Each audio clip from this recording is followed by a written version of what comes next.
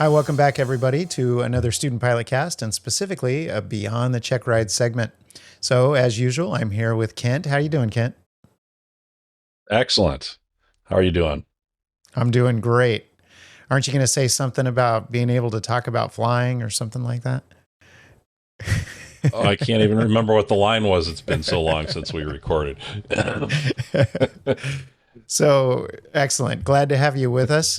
And so, we're going to be talking today about what we do beyond our check ride to continue to expand our capabilities or expand our personal minimums. So, it's a pretty good topic. We can go a lot of places with it. How do you want to start the discussion? Well, I think a lot of people, they've just gone through all their private pilot training. They've had all kinds of documentation that tells them exactly what they need to do in that airplane to reach their goal. And sadly, before I was even a pilot, I was a lineman, and I would see all these people come and they would train, and get their private, and you would never see them again. And that's kind of sad because I know that for both of us, aviation has done wonderful things in our lives. And so it's something that you definitely should try to continue with if you can. There are so many opportunities in aviation to do more things. There's really nobody that has done everything. And so I think maybe the first step should be to get out there and find out what to do next. Find out what your niche in aviation is going to be. I think a lot of people think about becoming an airline pilot because that's what aviation is to an awful lot of people. They just simply don't know the breadth of opportunities that there are in aviation for both fun and work. So there are a ton of other opportunities out there. And so the next thing after your private is just kind of figuring out where you're going to go next. The other thing about that is when someone's getting their private certificate, for example, we talk all the time about aeronautical decision making. And part of ADM is defining, writing down, and knowing what your personal minimums are. But that is something that is meant to be expanded as you gain more experience, do more things, get better at some of the skills that have to do with flying the airplane, things like that. And a lot of times what we don't talk about is how do we expand those personal minimums? How do we go beyond the check ride and start to do that? And so I think it'd be great if we covered that today as well. Excellent. Yeah, it's all about Awesome. expanding your flying skills safely. Yes, doing it safely. So Because yeah, you're right. When you like the day before your check ride, you have those personal minimums are kind of written out for you by your flight instructor as your solo minimums. yeah, And you're allowed to that's do, right. what solo minimums do you give people? Generally, some of the basic ones would be never flying in more than, 15 knots of wind and never flying in more than, say, an 8-knot crosswind until you get better and better at it as far as landing goes. Of course, then there's minimums around, and this is actually a funny one to talk about. There's minimums around visibility and things like that too, because as we know, in most of the airspaces we fly in, 3 miles of visibility is pretty much legal with a few exceptions. And 3 miles of visibility for somebody who's learned to fly in Arizona might as well be hard IMC because we generally out here have unlimited visibility, 80, 100 miles, even in the summer. The only times it gets a little bit lower is from smog or maybe dust blowing around in the atmosphere. But it's amazing when it does get lower here. It gets down to 10 or heaven forbid, 7, 6 miles of visibility. You notice it, right?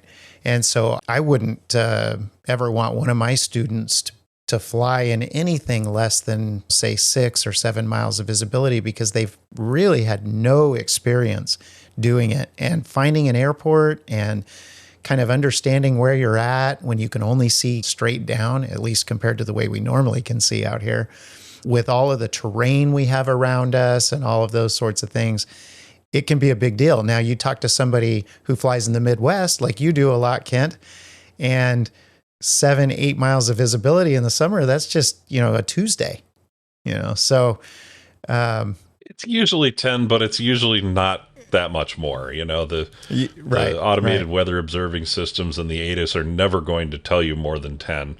I guess I shouldn't say never. I have heard of higher numbers than that, but that's pretty rare. And, I remember that first flight where it was only 4 or 5 miles of visibility after I got my private. And these days, like, if it was 4 miles visibility, I'm going IFR. There's... Yeah. It's really that's too close not very anyway. much. Yeah. You cover that distance, especially if you're talking about traffic opposite direction. That closing distance is going to happen real fast.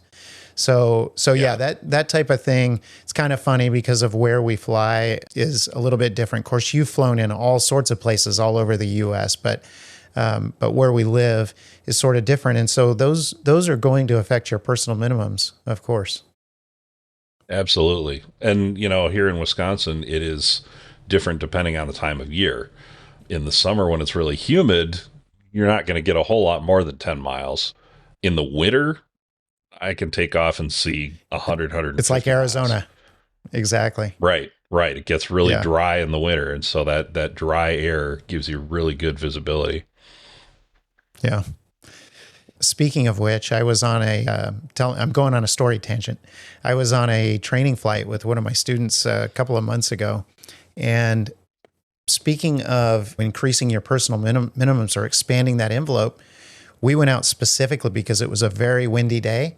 And we were going to work on her ground reference maneuvers because it was going to be pretty challenging. And so we both thought, hey, this is a good opportunity to do something that's going to be very challenging so that when you do it on your check ride or, in less undesirable conditions, it's going to feel real easy, And so we went out and did that, turned around to head back towards the airport, and we realized that the whole east part of the valley had been kind of engulfed in dust because of all the wind.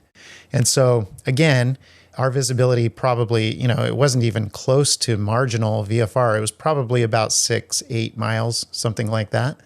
But for us, out here, and for this private student who had never flown in conditions like that, she just immediately went, I have no idea where the airport is.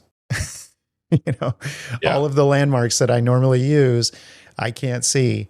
And so we kind of came back and asked for a low approach so that we could get our bearings, because that's how different it is when you can normally see 80 miles or basically unlimited. And now all of a sudden you can't see much. So we came in, did a low approach. Of course, nobody was flying anymore. So there wasn't a lot of traffic. And they were like, sure, go ahead. No problem. Whatever you need. So we did a low approach, stayed in the pattern, and then came back down to land. And that was a great experience for her. Not only for the ground reference, but to get to see in a safe way, with an instructor on board, what it's like when your visibility starts to go to crap, And so that's kind of what we're talking about, right? Yeah. So it's really about, pushing that envelope, but doing it in a safe way. So I know with all your experience, Kent, what does it mean to be able to push the envelope, but do it safely? Well, the way I always like to say it is, to become a better pilot, you have to push your envelope and you have to expand your envelope, but only do it one corner at a time. So something like you were doing with your student there, being in the local area and working with the same controllers you've got normally and flying the same airplane, you still had a situation that, if she hadn't been with you, could have been potentially dangerous for her.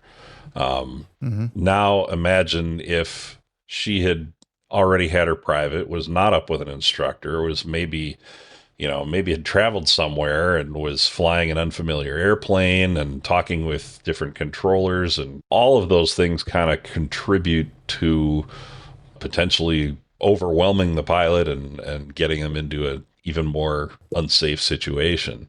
One example that I thought of is, I went out to the West Coast. This is quite a while ago, but just had a situation where I had the luxury of both time and money at the same time, which is incredibly rare.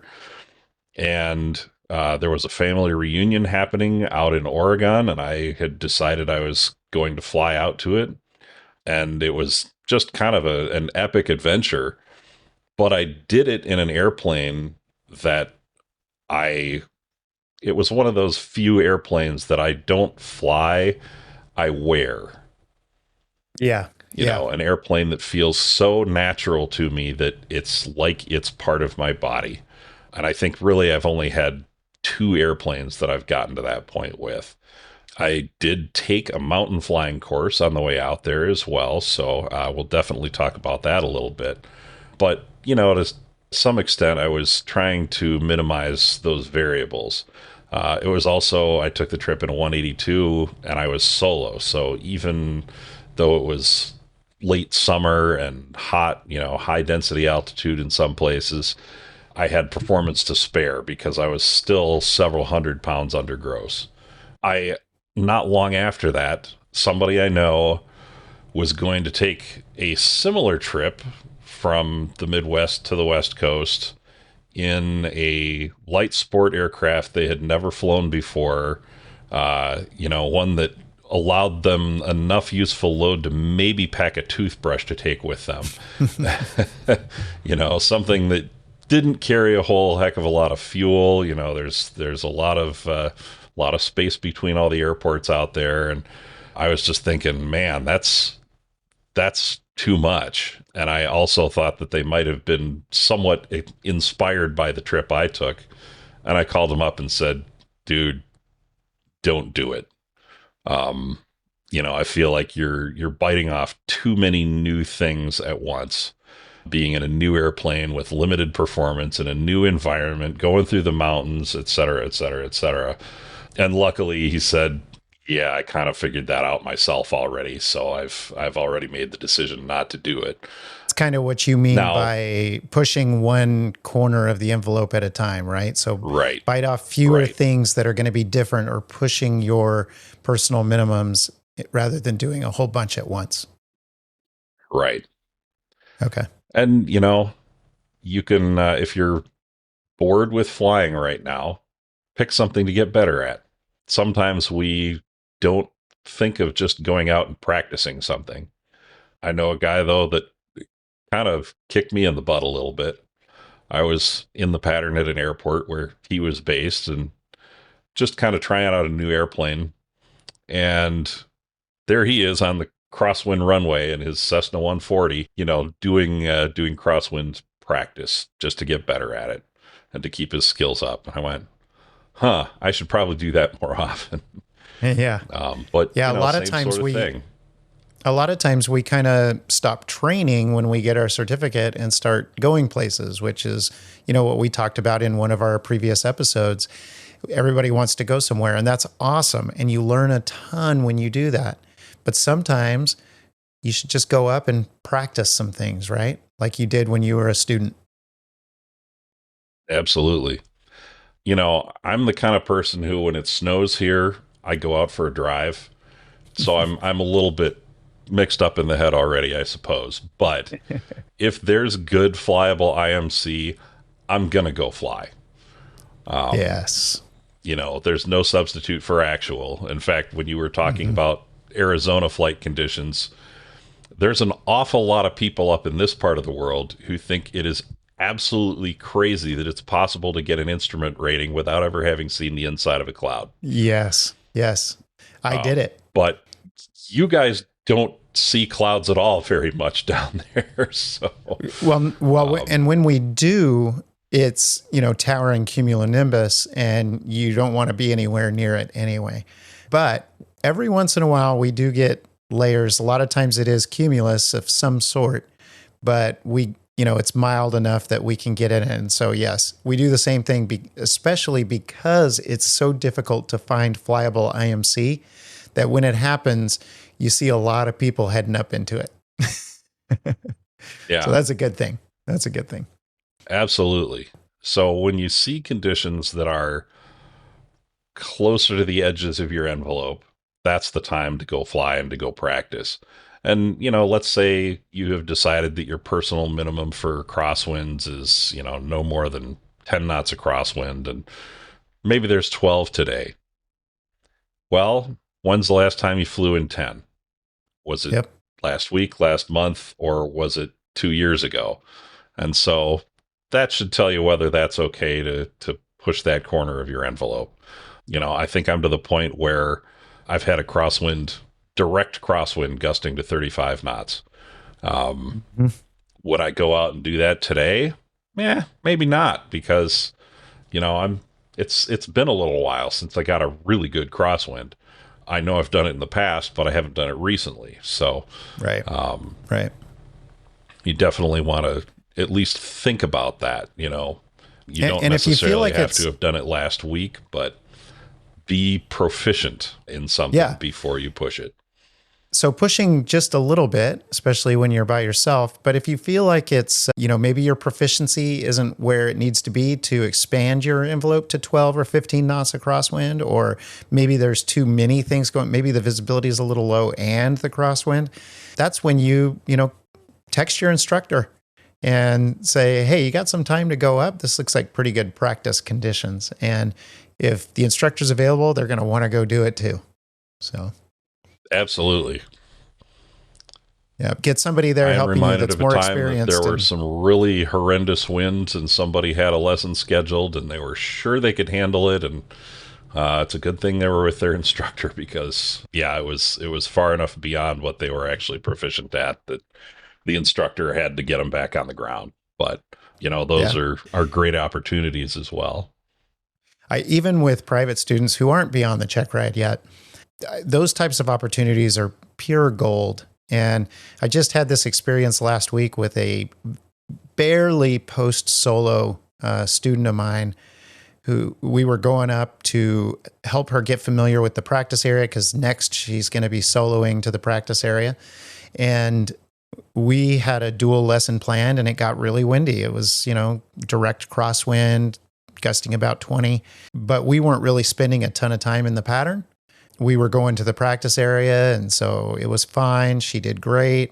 But when we were coming back in, she had never landed in conditions like that. And I told her, hey, this is going to be challenging. I'm going to be on the controls with you.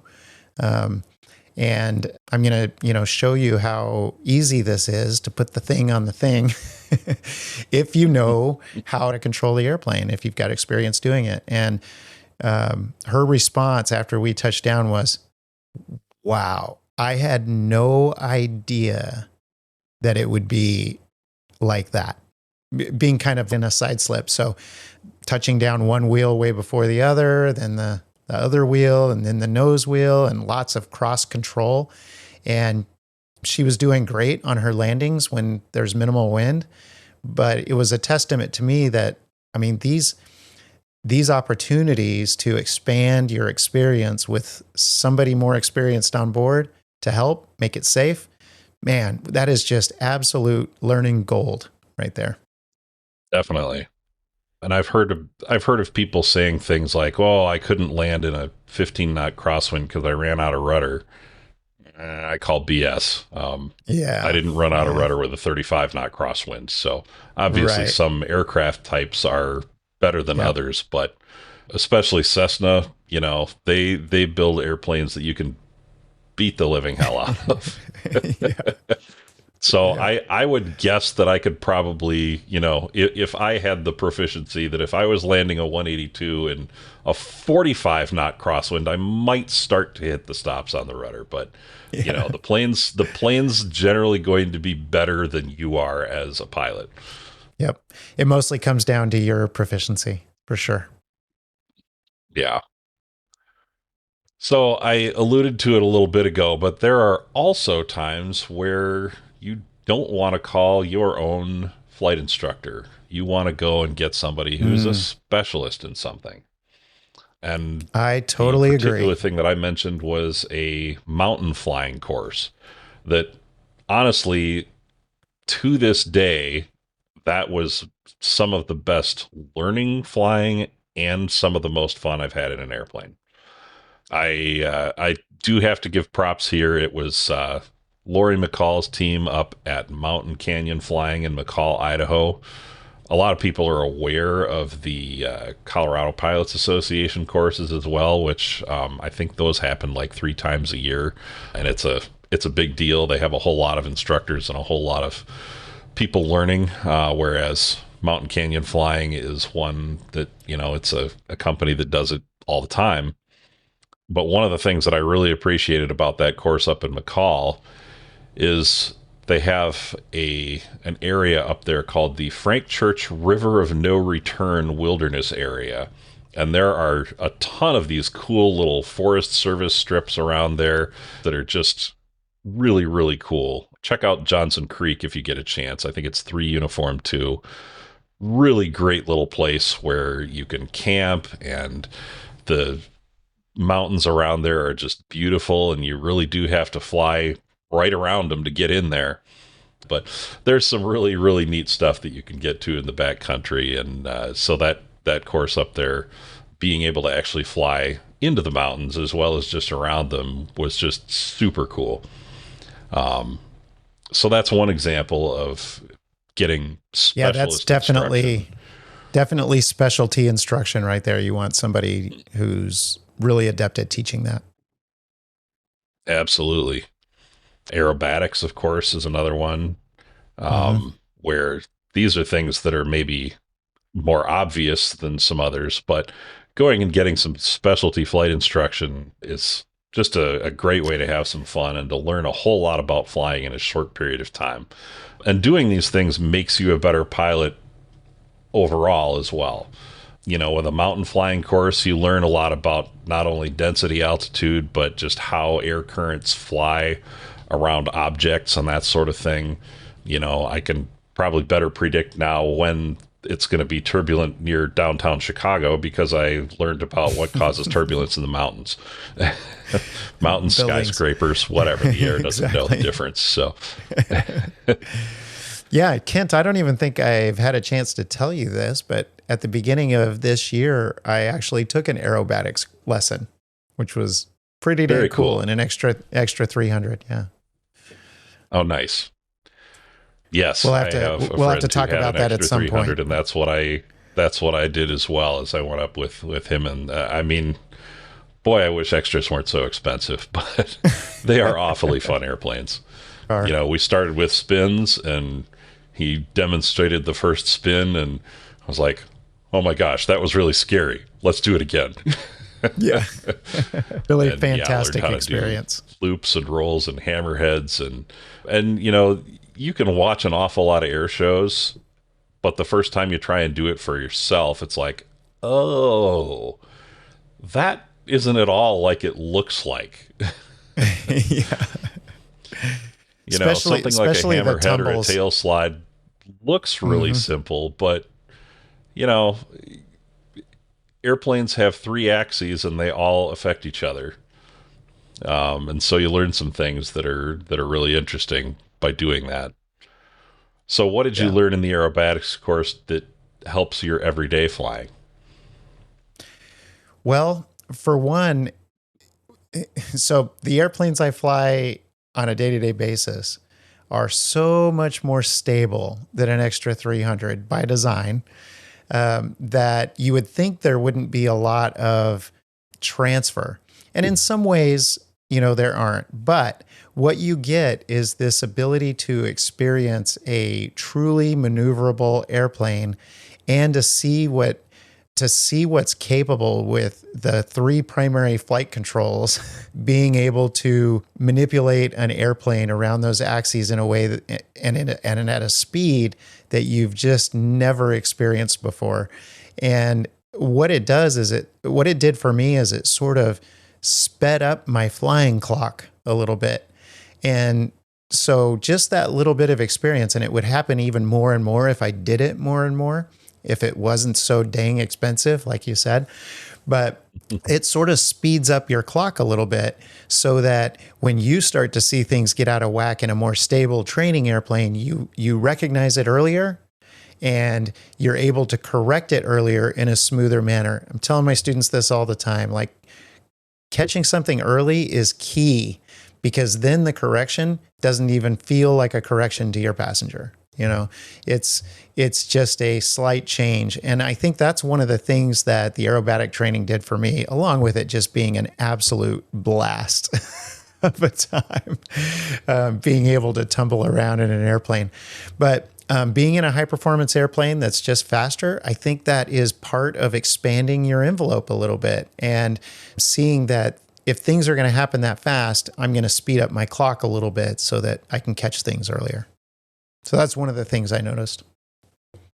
Yeah, that's a great point. And you don't need an aerobatics course to do that, you know? Go Yeah, get just a yourself Mooney. high performance checkout or complex or something. Just get into a faster airplane. And I mean, right. honestly, what made the Mooney a relatively easy transition for me was that I wasn't flying trainers before that. I was flying you were stuff flying a like 182. the 182 and the DA40. So I was used to the 135, 140 knot speed range by that point. And so jumping up to 170 was not that big of a deal. Whereas if I was coming from something like a 172, it might have been more of a big deal. So yeah, that definitely helps. And honestly, I think you get to a point where, you know, I didn't necessarily feel like the TBM was even that much faster. You know, if you think about it in terms of percentages, yeah, it's faster at cruise, but once you get down into the approach regime, it's not that much faster than the Mooney even. And so I feel like once you speed that clock up, even in something that's 170 knots, well, that gets you used to thinking in the right way that when you jump into something that's 300 knots, it's not as big of a deal as it otherwise would be. Yeah. Yeah, you know, if you can stay well ahead of a 170 knot airplane, you can probably stay with a 300 knot airplane and then work your way up from there. Especially when you figure out descent calculations. That's the important one on those things. Right. That's the big thing. And, you know, when you're flying a fast airplane in the flight levels, well, you just have to plan your descent. You know, the number of miles out you are when you start your descent is going to be a lot higher. Sometimes you're in a different lasts state. A lot longer. Right. Absolutely. You know, coming back into Milwaukee here, you know, you always cross a fixed southwest of Chicago at 24,000 feet. So if you start at 31, you know, you're somewhere down in central Illinois when you start your descent. And honestly, I started figuring out how to plan descents when I was flying the 182.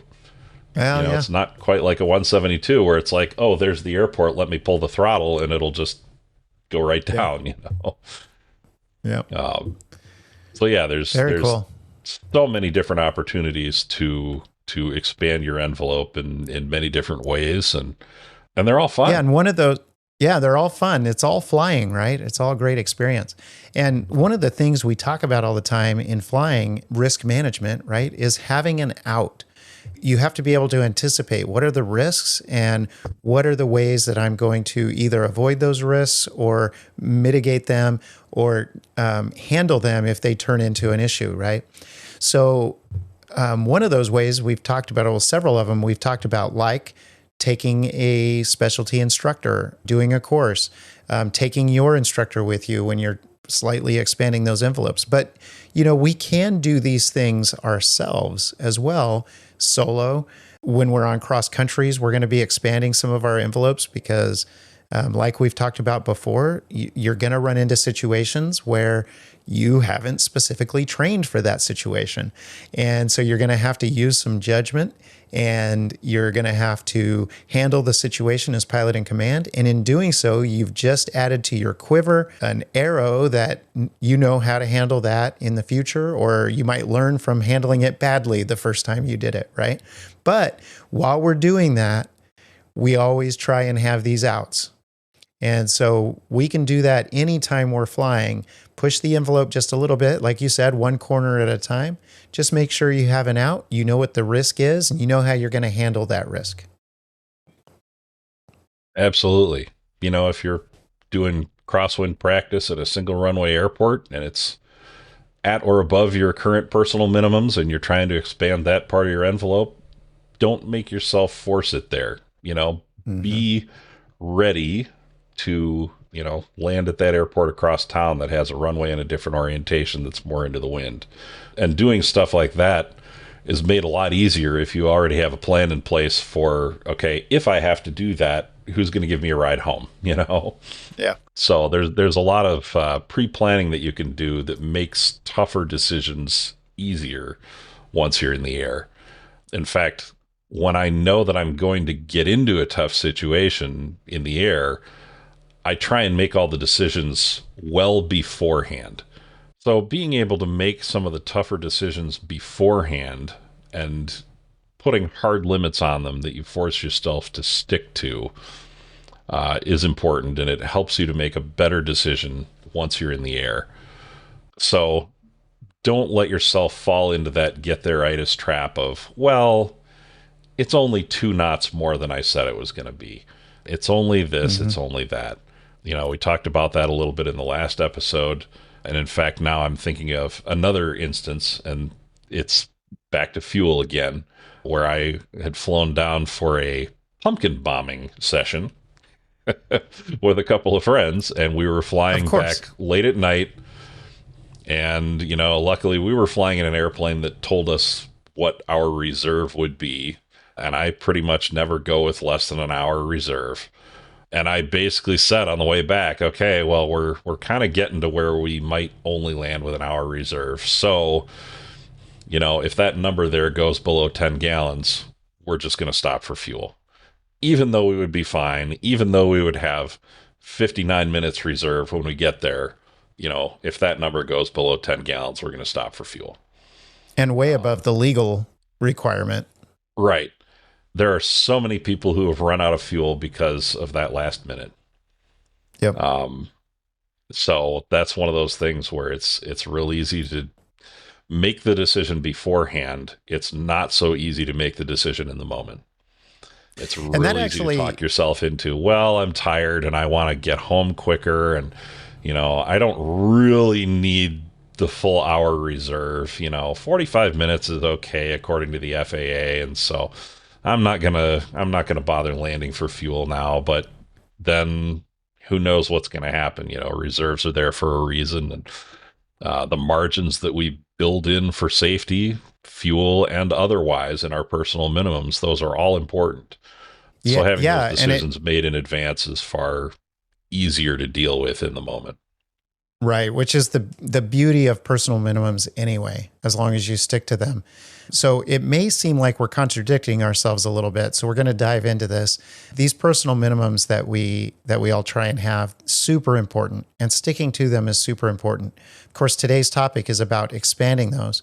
And I just want to make a distinction. Some of our personal minimums have to do with safety margins, and some of our personal minimums have to do with our skills, our proficiency as a pilot. And it's the proficiency or skills as a pilot that we're wanting to expand. We want to expand our flying abilities, which will expand our safety margins, which will allow us to make flights and do flights that are really fun. And sometimes we could make a landing because we've expanded our skills that we wouldn't have been able to before we expanded our personal minimums. So all of these things are good. But when we're talking about safety margins, like for instance, fuel and things like that, we want to make sure we're sticking to these personal minimums because that's what they're there for. They're there to help us not make a bad decision in the moment. So when we talk about, expanding the envelope, that's not what we're really talking about. We're talking about expanding your capabilities as a pilot and your proficiency and things like that. So I just wanted to make that distinction because it almost sounds like we're contradicting ourselves a little bit. Do you have any comments on that, Kent? Yeah, I mean, I think to some extent, to expand your personal minimums, you're going to have to get into a situation where you are going beyond what they used to be. Yep. But like we said before, one thing at a time. If I'm expanding my personal minimums for crosswinds, I'm going to go do that on a day where I can just go do it by myself. I'm not necessarily going to do it when I'm, 1,000 miles away from home with my family on board. Right. So, Right. with all of these things, and let's talk a little bit more about personal minimums, because I think a lot of people, a lot of the type A personalities that we sometimes get in aviation are averse to having such things because it seems like it's a weakness or something like that. And it's also really easy to say, well, it's not that far beyond my personal minimums, right? I will say that I think that there is some room for going beyond, of course, like we've been talking about, in the quest to make yourself a better pilot. But again, like we were talking about earlier, one thing at a time. Yep. So one way that some air carriers and the Civil Air Patrol and some private pilots will do this is they'll use what's called a flight risk assessment tool. And that assigns a certain number of points to each little thing that might cause a little bit of risk. And so there may be things that are within all of your personal minimums, but they're within all of your personal minimums at once, if you know what I mean. You might have a flight that's, well, it's 6 miles of visibility. That's okay. And I'm going to have a crosswind that's right up against my limits. Oh, and there's going to be a ceiling that's only 500 feet above my cruising altitude, and this and that. Even if it checks all the boxes for your personal minimums, that's not a good flight to take. So if you want to get into a formal flight risk assessment tool, I think the Civil Air Patrol one might be available publicly on the web. I'm not sure about that. There's a few of them out there. Any that are out there. Yeah, there's a few of them out there. You can look them up. Some of them are apps on your phone. Some of them are spreadsheets. Some of them are websites. So yeah, there's different ways to do that. But however you do it, what you're talking about is risk assessment, which is what we have been entrusted to do as pilots in command of an aircraft, and figuring out if there's too many risks to mitigate all at once.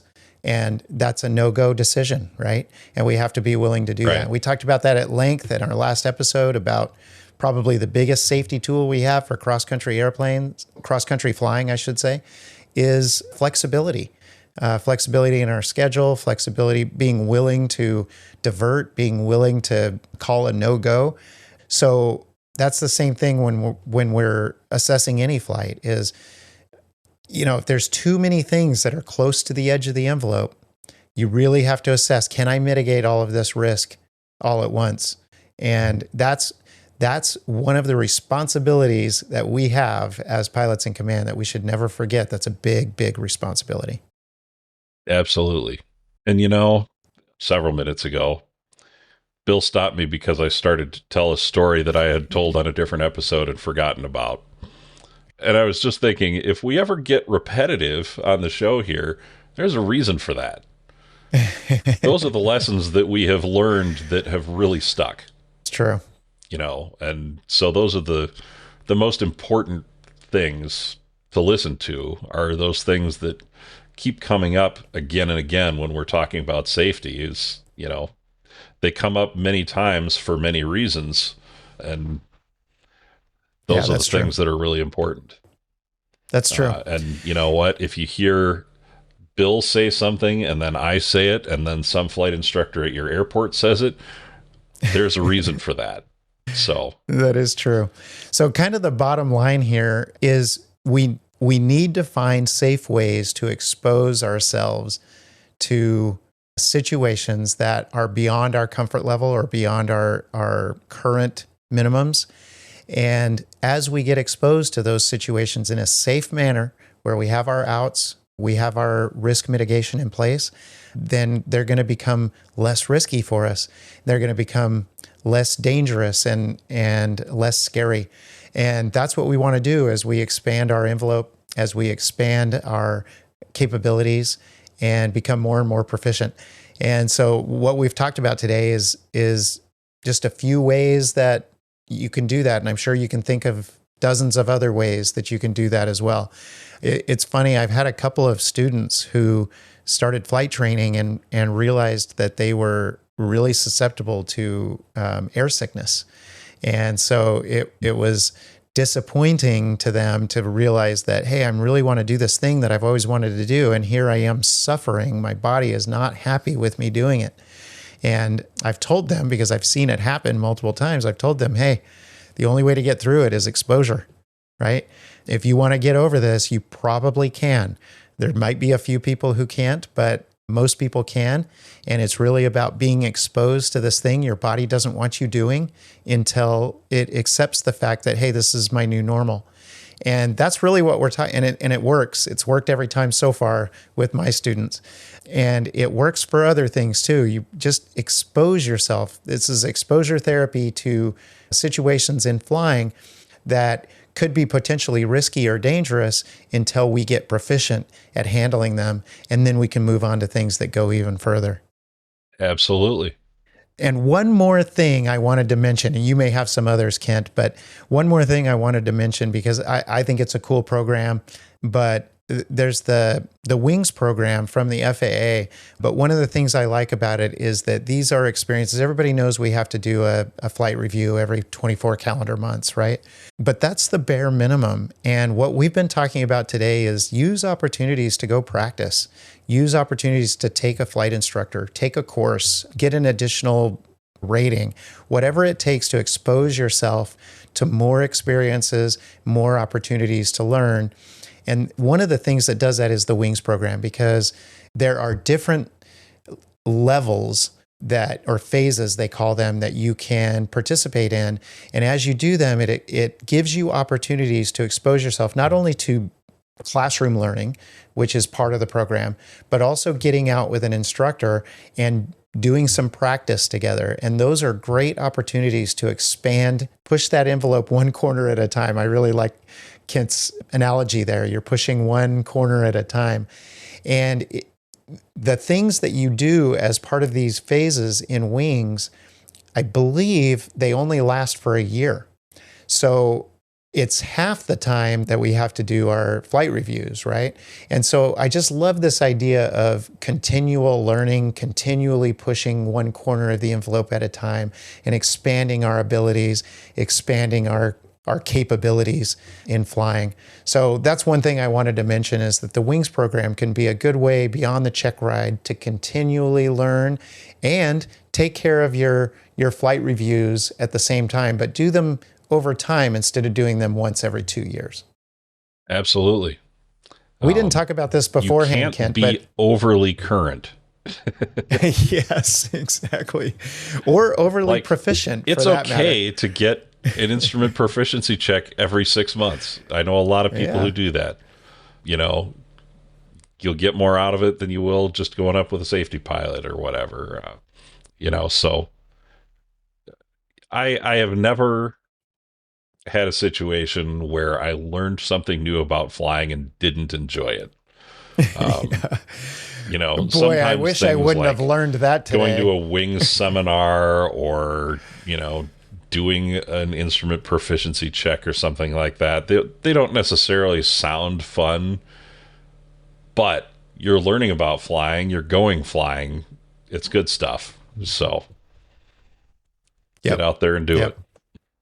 Yeah, I love what you said there. It's like you've never learned something about flying and gone, boy, I wish I wouldn't have learned that. It's always fun. It always turns out fun. Well, Kent, that was a great topic. Thanks for bringing that to us today. I think we all need to remember that we need to expand our capabilities like we've been talking about and find really fun and great ways to do that. And I think we've covered most of them today. Anything else you wanted to say before we close it up? I think that's it. Get out there and fly. Get out there and fly. I love it. Well, thanks again, and we'll talk soon. All right. We'll see you.